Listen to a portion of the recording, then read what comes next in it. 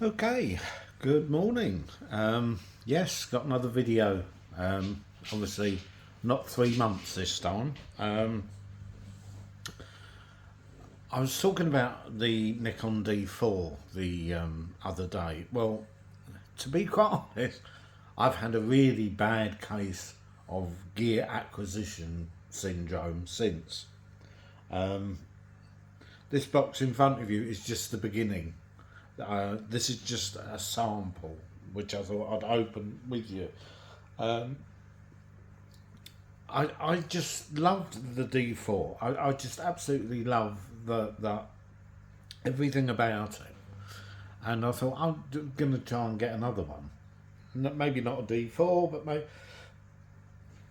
maybe an older model or a newer one. And I was looking at something like the D5, and that's really not that much of an improvement over the D4. Then they did a D4S. There's a D3S, a D3. I was looking at all them, and then I thought, I don't know. I just didn't feel like, I'm not sure there was that much of a difference. I wanted something, that I felt was different, and cheap, and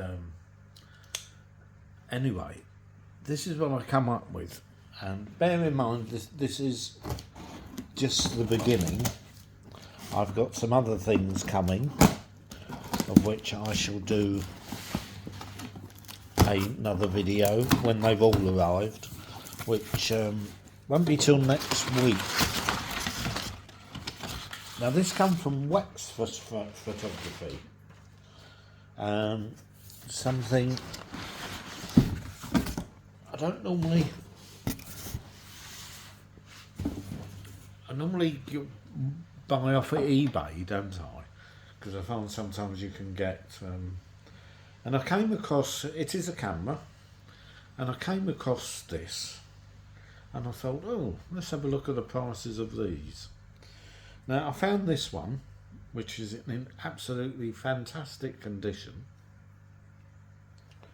And it's only got 4,000 clicks on it, which is quite incredible. And it was $399, which was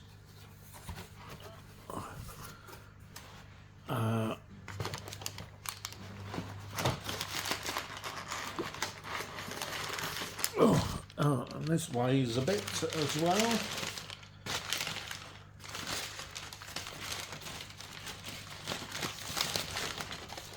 Now this is my first look at it,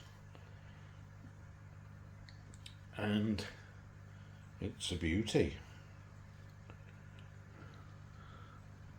And there we is. Now, when I turn this round, you will see I've gone Canon. It's a Canon. Yes, we've gone. This is a Canon EOS 1 Mark IV. Look at the condition of this. There's hardly any marks on it. There's no marks on it. It's like new condition. Beast of a camera. Again, and I know they're big and heavy, but I just love them. I just think they're incredible. I really do love these cameras.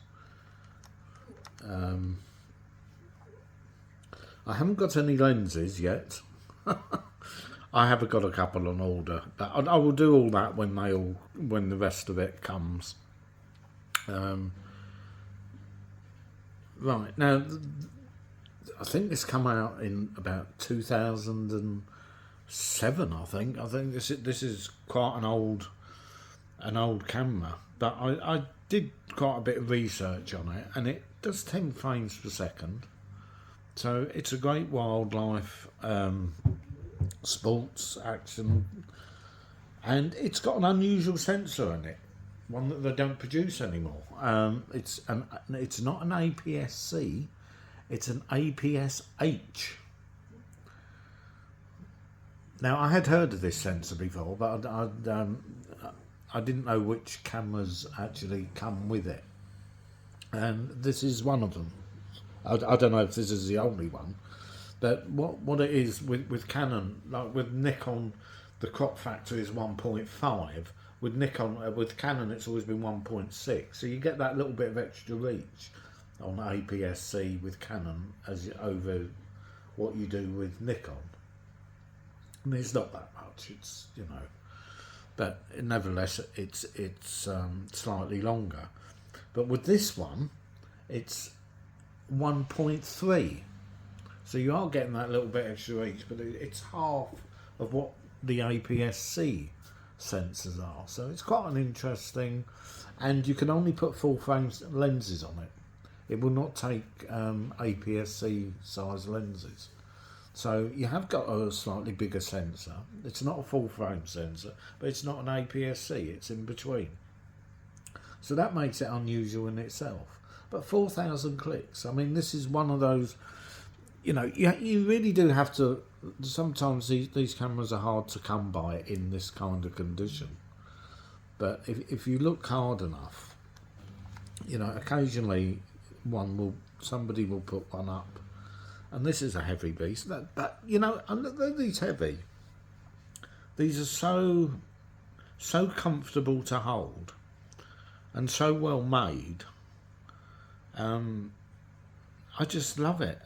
They're the most comfortable cameras that are, you know, I can understand why they were professional cameras. You know, flagship, and why sports photographers and what have you would want these cameras, because they really are incredible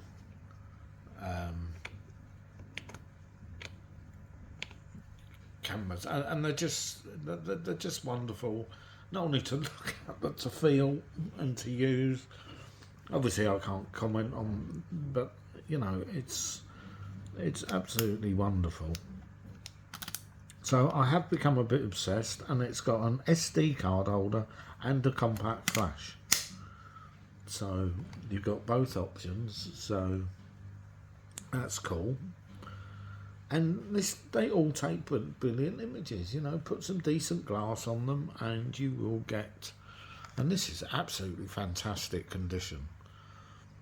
And I think this was about £5,000 or £6,000 when they come out. I mean, these were really expensive, and £399. I mean, you can't go wrong. You can't go wrong. Who wants the latest and greatest when you can buy wonderful pieces of gear like this? And, you know, who needs all the bells and whistles? These are designed where everything is on the outside. You don't need the menu, because everything is on the outside of the camera in the button layout. You do not need to go into the menu for anything, you know. And it's like the modern cameras, and they talk about, oh, well, it's got all these FN buttons, you can set it up the way you like. Well, how about having a camera where you don't need to set it up the way you like, because it's already set up perfectly in the first place, which is what these are. These are already set up in perfect usable fashion to begin with. You don't need to set them up because they're already set up, right? So yeah, so yeah, this is the first of, I've got 3 more acquisitions coming, 2 lenses and another camera. Yeah, so as I said, I've really got a bad case of gear acquisition syndrome. I've got it bad. I bought quite a bit. I think the last bit is coming on Tuesday, so I should probably do a video either Tuesday, Wednesday. So yeah, so there you go. again, you can get these wonderful cameras at such cheap prices, and you know, if you're not interested in video, then these really are a fantastic option, even in 2024. Anyway, till the next one.